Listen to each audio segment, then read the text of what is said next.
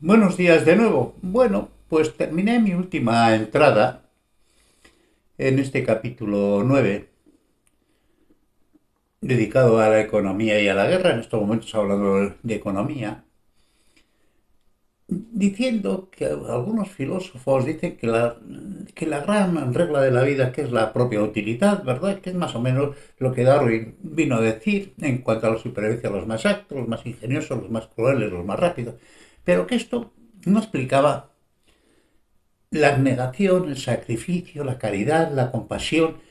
el ofrecer la propia vida por los demás, lo que podría definirse como virtudes heroicas y que también forma parte, y además la mejor parte, de la naturaleza humana. A lo largo de nuestros procesos lentos, lentísimos de conformación social, la única riqueza conocida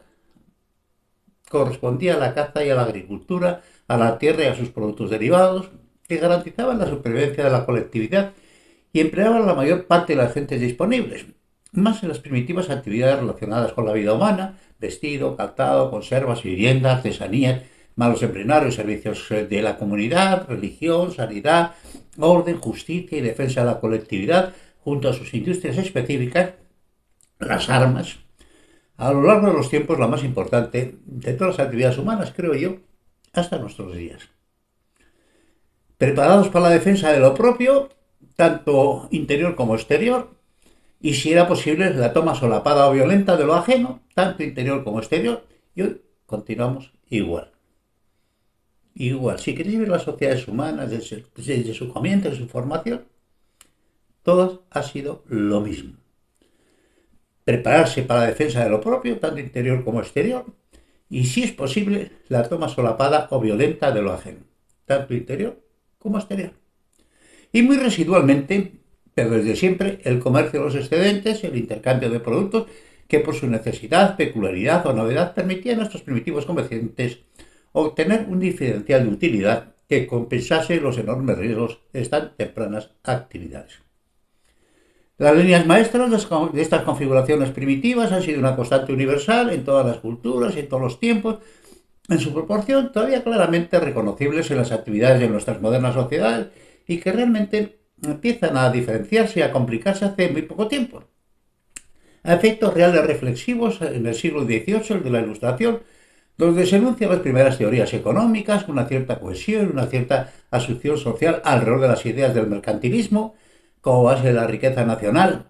rígidamente controlada por el Estado, y especialmente con su reacción contraria formulada en una doctrina que ha llegado hasta nuestros días, vigorosamente defendida por muchas naciones y por muchos poderes fácticos, el libre comercio sin regulaciones, sin intervención de los estados, resumida en el famoso laissez-faire, laissez-passer de los fisiócratas encabezados por el médico francés Quesnay, liberalismo, liberalismo máximo, padre de los modernos sistemas de contabilidad nacional, y en los presentes tiempos defendido vigorosamente por Milton Friedman, que vincula incluso la libertad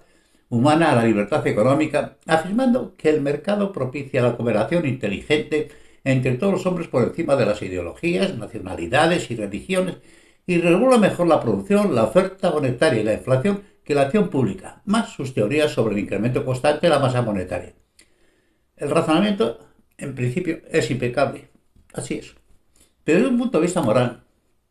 este pensamiento es un disparate de dimensiones cómicas si no está temperado por el juicio benevolente y justo de los gobiernos con su ciudadanía y en la distribución de la riqueza social para garantizar el equilibrio, protección y mesura de su población y la solidaridad con el total de la humanidad en lo que sea posible. A pesar de haber sido el comercio considerado a lo largo de la historia de la humanidad una actividad menor, subordinada en importancia al concepto prioritario de la propia suficiencia autoabastecedora, la autarquía económica, y los comerciantes como clase muy por debajo de la aristocracia, los eruditos, la burocracia, las clases sacerdotales, el servicio de armas y los agricultores, virtualmente en el fondo del entramado social, al punto de que Aristóteles propuso negarles la ciudadanía por considerar perversa su dedicación, su influencia y su decisiva participación en los intercambios de conocimientos entre la humanidad y en el desarrollo de las sociedades han sido absolutamente prominentes. De hecho, los comerciantes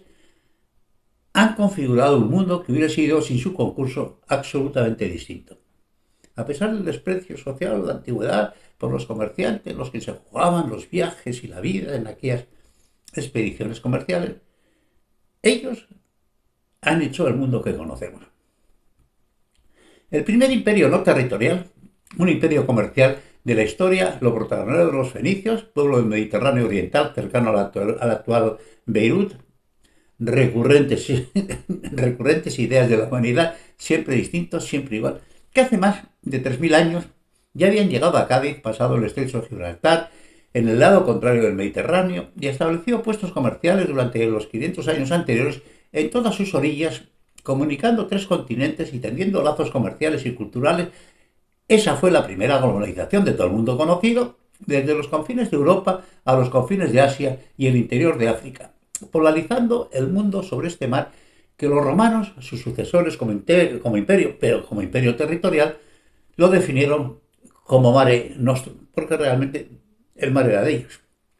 El destino y los huesos de este imperio están perdidos en la vorágine de la historia, pero su recuerdo vive en cada uno de nosotros, tanto por haber considerado al mundo conocido como un todo en su intercambio comercial, como por habernos proporcionado por conexión cultural una enorme cantidad de conocimientos civilizadores, entre ellos la escritura, el alfabeto, que diferencia vocales de consonantes, que heredados en su expresión simple de los cananeos, procedentes a su vez de las primeras muestras de escritura cuneiforme de los sumerios, el periodo de la humanidad, lo difundieron por todo el Mediterráneo y los griegos y romanos posteriormente le dieron su forma definitiva. Contra lo que muchos puedan pensar o puedan creer, el comercio no es una actividad neutral. No viajan solo las mercancías, viajan también los hombres, sus culturas y sus conocimientos, y los seres humanos en todos los tiempos y en todas las culturas aprendemos más o menos rápido. En cuanto al dinero, aprendemos rapidísimo. Del mismo modo que las abejas en su trabajo tras el néctar de las flores no son conscientes de que su egoísta y diligente actividad, para ellas su única realidad conceptual, está inconscientemente subordinada a la polinización de las plantas, a la apropiación y extensión de la vida. De igual modo, el comercio propicia inconscientemente otras realidades superiores en la extracción, en la extensión y en la propagación de las culturas. Es divertido, al hilo del pensamiento anterior, considerar la inteligencia evolutiva del mundo vegetal que utilizan al reino animal para la fecundación y la propagación geográfica de su especie, y aquellos están inmóviles, sirviéndose de aquellos que se creen servidos. Y aquí me dio una reflexión que he leído después, por esto lo escribí hace muchísimos años,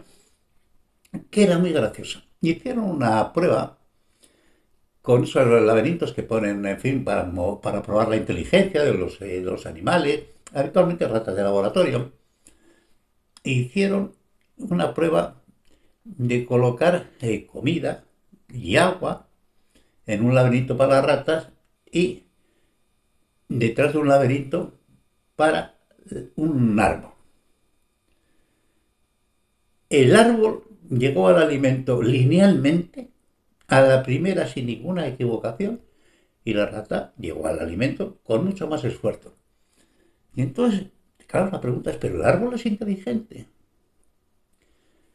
Pues la conclusión de los expertos, que yo no conocía en ese tiempo, pero que, en fin, por ahí andaban mis pensamientos, es que es súper inteligente. ¿Pero qué es súper inteligente? Sin una inteligencia definida, no hay una base craneana donde haya una inteligencia. Todo el árbol es inteligente.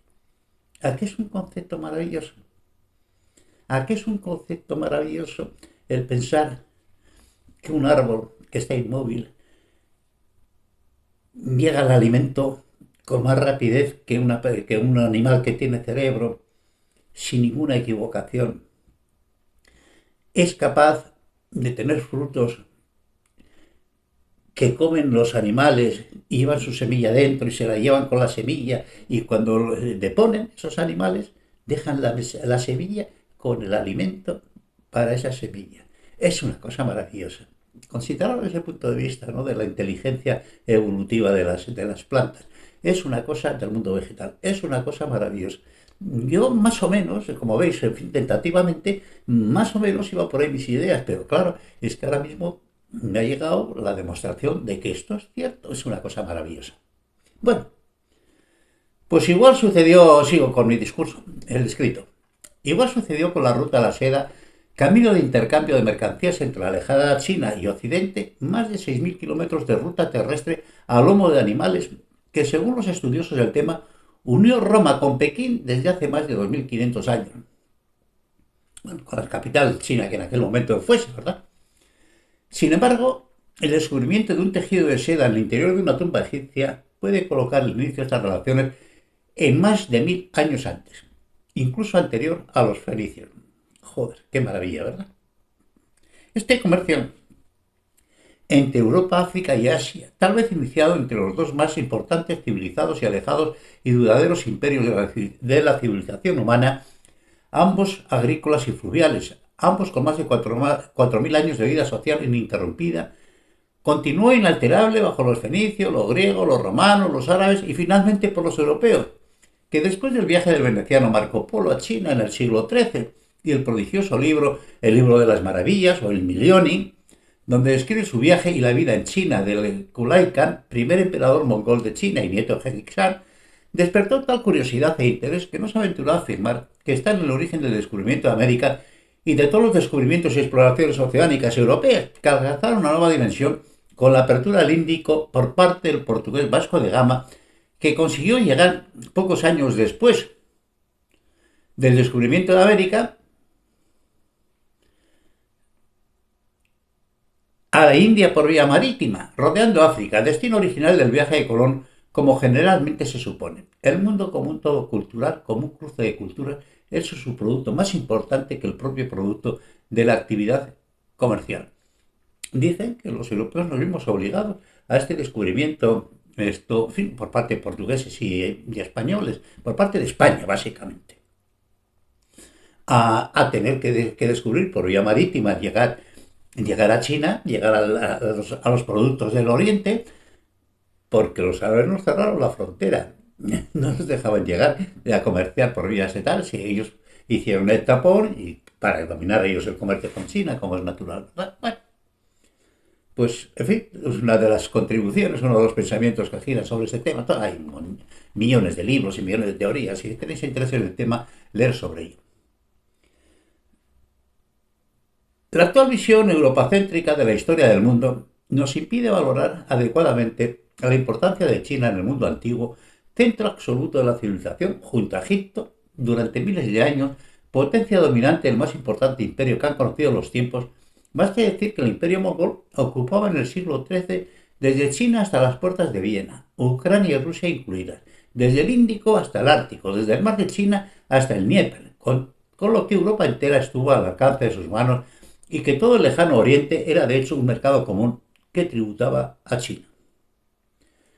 ¿Lo habéis visto desde ese punto de vista? Bueno, 100 años antes del viaje de Colón, realizado con 3 barcos y 100 hombres, el emperador mongol chino Ge Khan realizó un viaje de exploración con 65 grandes barcos, en sus tiempos los mejores del mundo y mucho más grandes que los de Colón, 23 metros de lora, desde 23 metros de lora a 140 metros. La medida actual la medida actual de un superpetrolero, se dice, y casi 30.000 hombres. Nunca se sabrán los motivos profundos por lo que esta civilización, la primera de su tiempo, y tal vez con la faraónica y la hindú, las más importantes de la historia de la humanidad, hasta el protagonismo occidental de nuestra historia reciente, decidió encerrarse en su interior y negar la realidad exterior, dejando paso libre a Europa y a la civilización occidental. Hoy pugnan por el máximo protagonismo en el mundo. Lo que sí sabemos es que muchos de sus inventos, entre ellos la pólvora, la brújula magnética, el timón de Kodaste, el papel y la imprenta con tipos móviles, llegados y mejorados en Europa, cambiaron el mundo. Buena parte de lo que el mundo es se basa en estos conocimientos y en la difusión del pensamiento y desarrollo social que propiciaron y permitieron a Europa tomar un protagonismo desproporcionado para su tamaño, divisiones y confrontaciones nacionales, recursos y población, y que su cultura deviniera la nuestra, deviniera casi universal. La economía, como una rama diferenciada del conocimiento humano, nace con Smith, que ya define a los consumidores como parte del proceso económico, y su clásico, La riqueza de las naciones, de 1776, se considera el acta fundacional de esta nueva disciplina, y su influencia y la de sus seguidores divergentes, Malthus, con sus admoniciones sobre los difíciles equilibrios de recursos y población, y Ricardo, con las formulaciones del capital, el valor del trabajo y los rendimientos decrecientes, son fundamentales en la estructuración del conocimiento de la economía. Ahí se fundamenta, ¿verdad? Estos conocimientos tan modernos, su época clásica dura unos 80 años y se cierra con Mill en 1848, que ya anticipa la responsabilidad social del capital y los deberes del Estado en cuanto a la solidaridad social, y con el francés Say, que mantiene el optimismo que seguimos compartiendo del crecimiento continuo indeterminado basado en la producción como modelo económico, aun cuando hoy prima más el concepto de una economía de consumidores, entelequia que en los días presentes también está desapareciendo, fagocitados y esclavizados los consumidores por los estados y sus abusivos impuestos sobre los consumos obligatorios y el cártel universal de las multinacionales. Casi todos estos grandes conceptos continúan en debate en las sociedades modernas, pero el gran debate que ha ocupado todo el siglo XX es el choque frontal entre economía planificada y economía libre o de mercado, entre propiedad pública o propiedad privada, entre una configuración social en la que el Estado participe lo menos posible en los procesos económicos, dejando al libre mercado el equilibrio de los precios y de la producción, o un Estado que planifique los procesos productivos y económicos y los supedite a la colectividad. En definitiva, la contestación a la pregunta del jerarca comunista, al profesor Paul Schiebrecht, de ¿quién garantiza el suministro de pan en Londres? El Estado, una versión comunista notoriamente fracasado, y el sistema capitalista, nadie y todos en la economía del libre mercado. El Estado, en una versión comunista, es el que suministra el pan en Londres, con un concepto notoriamente fracasado, y en el sistema capitalista, nadie y todos en una economía de libre mercado. Comillas, el orden extenso es un mecanismo capaz de recoger y aprovechar un vasto conjunto de conocimientos diseminados que ningún organismo planificador central está en situación de aprender o de controlar. Hayek. En el tiempo, el inicio de esta polémica coincide con la revolución industrial, el comienzo de la producción masiva de bienes, la incipiente mecanización de la agricultura y el nacimiento de una nueva clase social, el proletariado, compuesto de campesinos que sin tierras ni trabajo comienzan a desplazarse masivamente a las ciudades para trabajar en las nuevas industrias en condiciones de absoluta desprotección, explotación y miseria. Los partidarios de la acción social de la economía, Saint-Simon, Owen y sobre todo los nobles pensamientos de Tolstoy, la propiedad colectivizada y el pacifismo en origen de la transformación rusa, y Marx y Engels, que por medio del manifiesto comunista y fundamentalmente con el Capital y posteriormente el revolucionario Lenin, plantean un ataque frontal al concepto tradicional del entendimiento de las relaciones económicas y de la propiedad, con asunción de algunas importantes formulaciones de Hegel, sobre todas las referidas al materialismo histórico como continuación del pensamiento de Descartes, el socialismo científico y la lucha de clases, definiendo que en el fondo la economía siempre trata de la explotación de las clases privilegiadas, los propietarios, el capital, a las clases desprotegidas y a las necesidades sociales que se utilizan en su provecho, y vaticina que del mismo modo que la burguesía, por medios revolucionarios, desbancó al feudalismo, el proletariado desbancará a la burguesía y al capital lo que ellos consideraban como determinismo histórico y que llegaríamos a una sociedad sin clase. El comunismo es el resultado de la fusión de las ideas procedentes de la economía inglesa, la filosofía alemana y el socialismo utópico francés. Un pensamiento, resumen, que acepto sin fisura, de mi amigo Ángel Cristóbal Montes. Filosofía alemana e intelectuales judíos en su práctica totalidad en sus inicios, luego su teoría, su práctica y su administración recayeron en manos bárbaras, muy bárbaras. Recayó en asesinos de masas. Y lo paro aquí, para no hacerme demasiado pesado. Continuaré.